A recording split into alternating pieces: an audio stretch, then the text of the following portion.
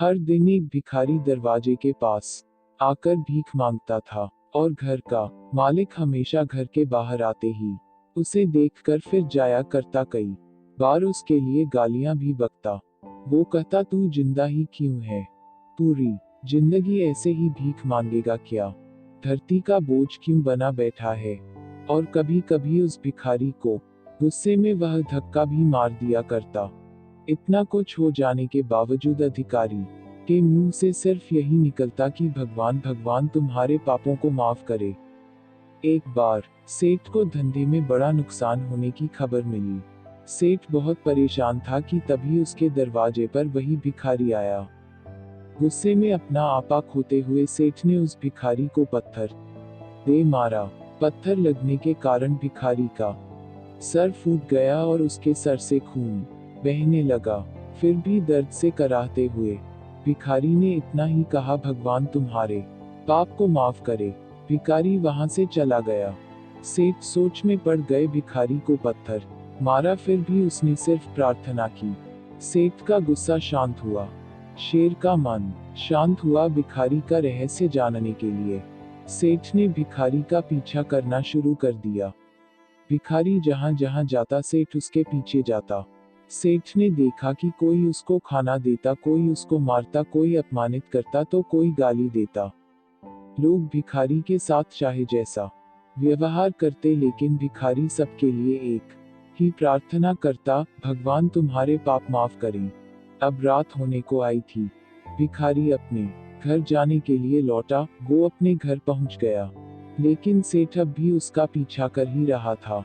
एक पुरानी टूटी हुई खटिया पर एक बूढ़ी औरत लेटी हुई थी। काफी कमजोर और बीमार लग रही थी। वह भिखारी की पत्नी थी। अपने पति को वापस आता देख वह खाट से उठ खड़ी हुई। पत्नी ने अपने पति के भीख वाले कटोरे में देखा, उसमें सिर्फ आधी बासी रोटी थी। उसे देखकर वह बोली, आज बस इतना ही मिला, और हाँ, आपके सिर से खून निकल रहा है, ये चोट कैसे लगी। बूढ़ा भिखारी बोला, आज बस इतना ही मिला, किसी ने कुछ दिया ही नहीं, सबने गालियां दी और एक ने पत्थर भी फेंक, इसीलिए मेरा सर फट गया। एक गहरी ठंडी सांस लेकर बूढ़ा भिखारी फिर से बोला, यह मेरे ही पापों का फल है। तुम्हें याद है कुछ सालों पहले हम कितने अमीर थे, क्या कुछ नहीं था हमारे पास। हमारे पास हर चीज जरूरत से ज्यादा थी, लेकिन हमने कभी दान नहीं किया। और उससे भी बुरा हमने उस अंधे भिखारी के साथ किया जो हमारे द्वार पर भीख मांगने आया करता था। बूढ़ी पत्नी की आंखों में आंसू आ गए।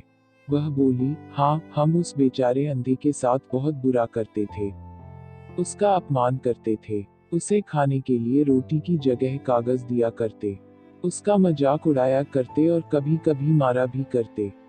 मैंने कभी उसको रास्ता नहीं दिखाए।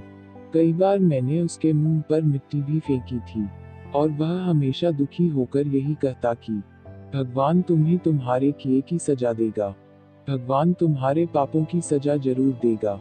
उसका श्राप सच हुआ और हम इस दुख भरी जिंदगी में आ गए।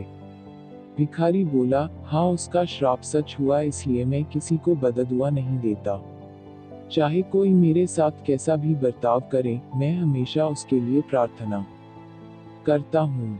मैं नहीं चाहता कि कोई भी हमारे जैसे जिंदगी का अनुभव करे, किसी को भी हमारे जैसे दुखों का सामना करना पड़े। वो नहीं जानते कि वह कितना बड़ा पाप कर रहे हैं, इसलिए अनजाने में हुए पाप की ऐसी सजा किसी को भी मिले मैं नहीं चाहता। सेठ वहीं पर छुपकर यह सारी बातें सुन रहा था। अब उसे सब कुछ समझ में आ गया था।